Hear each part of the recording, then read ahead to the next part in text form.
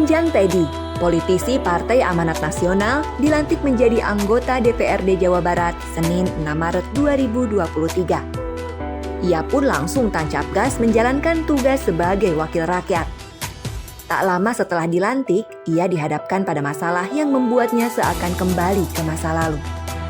Enjang bertemu dengan sekitar 100 guru honorer yang sudah mempunyai SK P3K Prioritas 1 atau mereka yang telah mengikuti seleksi P3K untuk jabatan fungsional guru tahun 2021 dan telah memenuhi nilai ambang batas.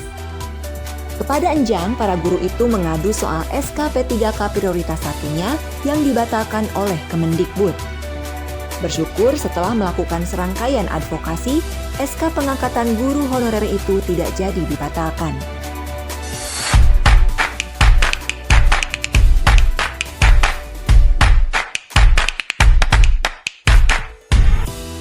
Bukan hanya itu, Enjang pun turut aktif menyelesaikan masalah menahun di SMA Negeri 2 Garut. Setelah puluhan tahun dihadapkan pada masalah penyerobotan lahan yang tak kunjung usai, pihak sekolah bisa bernapas lega. Lahan seluas 1.800 meter persegi yang diserobot seseorang akhirnya bisa digunakan sekolah sebagai sarana penunjang pendidikan.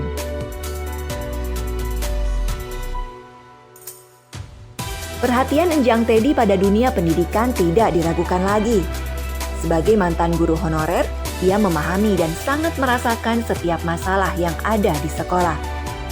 Apalagi ia ditempatkan di Komisi 5 yang diantaranya meliputi pendidikan, industri strategis, ketenagakerjaan termasuk perlindungan TKI, kebudayaan, pemberdayaan perempuan, hingga penanganan penyandang cacat dan anak terlantar.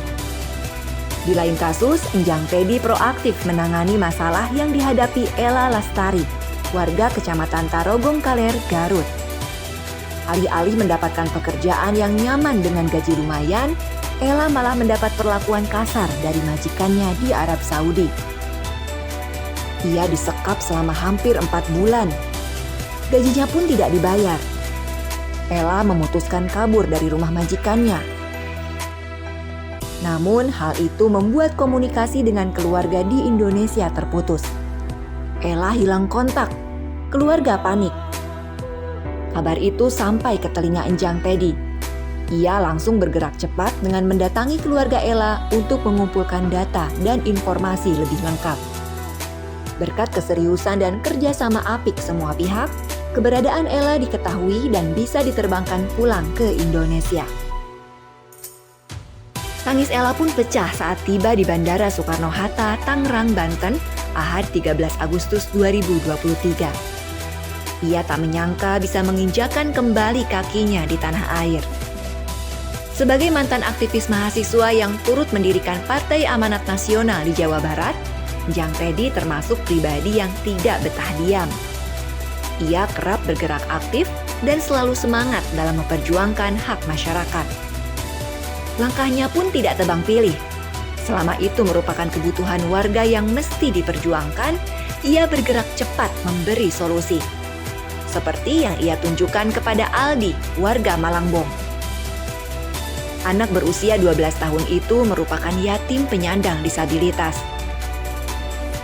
Setelah ditinggal mati orang tuanya, keseharian Aldi ditemani kedua kakaknya, Ayu dan Agung. Untuk menutupi kebutuhan sehari-hari, mereka mengandalkan Ayu yang bekerja sebagai buruh di pabrik sepatu. Sebagiannya lagi ada warga yang memberi bantuan. Sementara Agung yang baru lulus madrasah aliyah bertugas mengasuh Aldi. Kehidupan mereka bertiga jauh dari layak. Setelah mendengar informasi itu, Enjang lantas berkoordinasi dengan Dinas Sosial Jawa Barat sehingga Aldi bisa tinggal di Gria Harapan Difabel.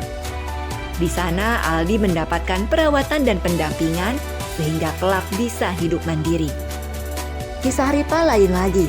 Putra bungsu dari pasangan Santo dan Iis, warga Sukaresmi Kabupaten Garut itu mengalami nasib naas.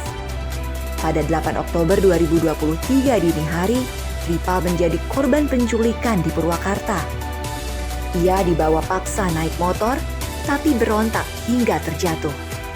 Akibatnya, Ripa mengalami luka serius di bagian kepala dan wajah. ia harus dibawa ke rumah sakit.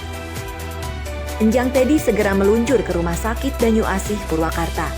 Ia pun berkoordinasi dengan Kepala Dinas Kesehatan Jawa Barat untuk memastikan Ripal mendapatkan pelayanan kesehatan terbaik tanpa harus dibebani biaya perawatan. Semua pergerakan itu merupakan catatan pendek dari sederet kerja nyata Enjang selama setahun mengemban amanat rakyat sebagai anggota DPRD Provinsi Jawa Barat. Ia bersyukur diberi kesempatan itu karena bisa membantu masyarakat sesuai dengan kewenangan yang dimiliki. Enjang mengucapkan terima kasih sekaligus meminta maaf atas segala kekurangan selama menjalankan tugas sebagai wakil masyarakat Garut.